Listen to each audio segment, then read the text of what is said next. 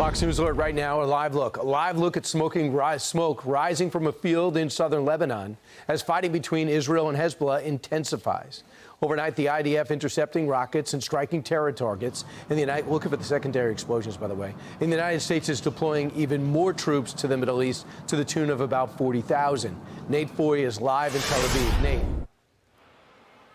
Hey, Brian, good morning. So Israel and Hezbollah again trading fire today as we are learning devastating new numbers from Lebanon's health ministry. At least 558 people were killed and over 1,800 others injured as a result of yesterday's airstrikes in Lebanon. And they're continuing this morning, not only in southern Lebanon, but northeast of Beirut in the Bekaa Valley. Meanwhile, Hezbollah continues firing on Israel with 55 additional rockets being fired this morning, leading many in northern Israel to wake up to this.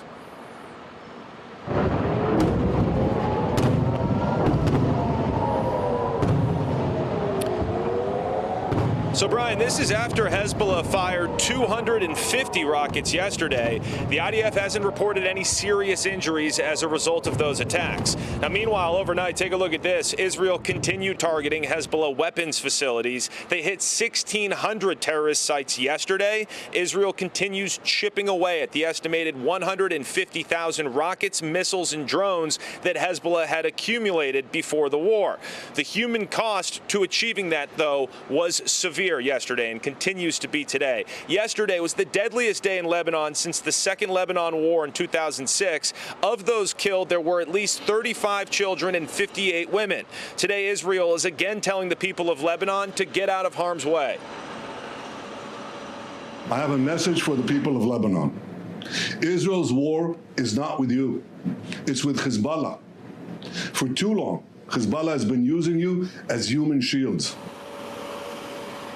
Israel's Iron Dome intercepted the majority of the 250 Hezbollah rocket attacks yesterday. Meanwhile, the U.S. is sending more support to the region. The Pentagon didn't provide specifics, but they will assist the 40,000 troops already in the region, and this as the USS Truman may join the USS Abraham Lincoln aircraft carrier already in the region. Also today, Iran's president will formally address the UN in New York after accusing Israel yesterday of seeking a wider conflict. This as IDF Chief of Staff Herzi Halevi said that Israel is preparing for the next phases of whatever comes on the northern border. We'll send it back to you, Brian. Thanks so much, Nate. Let's expand on what Nate just reported on this ongoing conflict in the north with former Israeli ambassador to the United States, a good friend of the show, Ambassador Michael Oren. Ambassador, first off, clearly the prime minister thinks in order to address this problem with Hezbollah, they have to escalate to the point where their attention, where Israel's gotten their attention. What has changed since the pager attack, since the ongoing rocket attacks and the targeting of their upper echelon? Well, good morning, Brian. It's always good to be with you. What's changed is the people of Israel have simply had enough. For more than 11 months now, the northern part of Israel, the Galilee, an area that's precious to a great many Americans, not just to Israelis, has been under relentless rocket and drone fire from Hezbollah. It's been 100,000 Israelis who have been rendered homeless, thousands of houses destroyed, dozens of people killed and wounded. And by the way, 70,000 acres of farmland set afire by this. No country would put up for this for much longer. And certainly Israelis have had enough. My own family is sitting under bomb shelters. My family lives in Galilee. It is enough and enough. And we want to change the game. There was an administration official, unnamed, quoted in the Israeli press today, saying he could not remember a time in history where escalating led to de-escalation. You have to de-escalate in order to escalate. Well, we strongly disagree. In fact, throughout history, the greatest example is that if you want to de-escalate, you have to escalate. That's how America won World War II. We have to escalate against Hezbollah. We have to let Hezbollah know, and on no uncertain terms, that if you're going to try to shell and displace and kill Israelis, you're going to pay a very, very painful price. And I think it's important to point out, Ryan, they give these statistics about 550 people killed in Lebanon. Of course, any civilian death is a tragedy. But that number does not distinguish how many of the 550 were actually Hezbollah terrorists. And these are terrorists who are using these civilians as a human shield. They're putting missiles in their houses. If we have to blow up the houses, who are responsible for the deaths, Israel or Hezbollah? So people know about October 7th, but they don't know about October 8th. Unprovoked attack October 7th.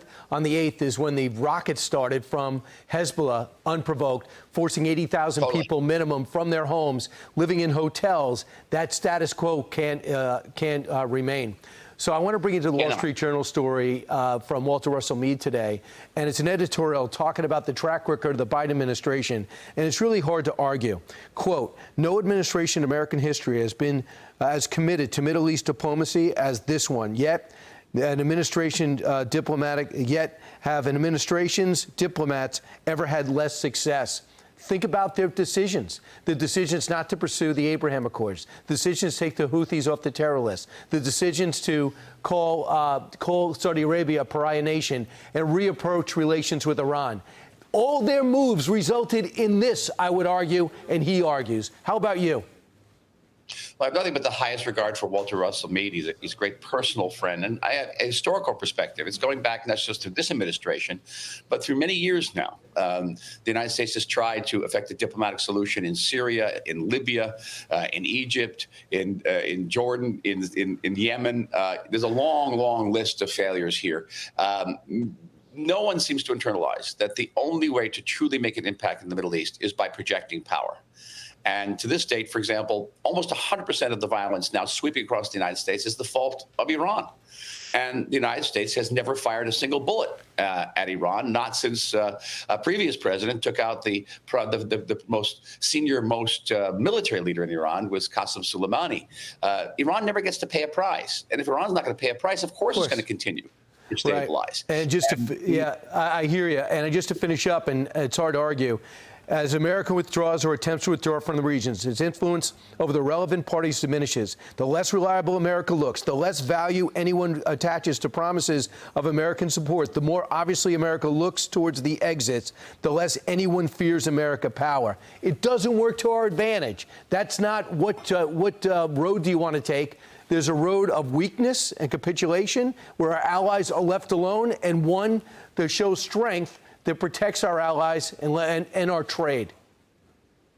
It's not just Israel understands this. We actually managed to sign peace with Jordan and Egypt because we defeated them successively in war, time after time. Right. We have peace with the Abraham Accord countries because we're strong. They didn't sign those peace accords because they love us. They signed us because we're standing up to their two major threats, Sunni extremism and Shiite extremism. We're the only country in the region doing this, and they want to make peace with us. You want peace in the Middle East, then be ready for war. I know this sounds terrible for John Lennon, but you got to give war a chance if you want to get peace. Well, giving peace a chance takes two parties. Ambassador, thank you so much. And they know you're not a threat. That's another reason why the Abraham Accords works. I'm Steve Doocy. I'm Brian Kilmeade. And I'm Ainsley Earhart. And click here to subscribe to the Fox News YouTube page to catch our hottest interviews and most compelling analysis.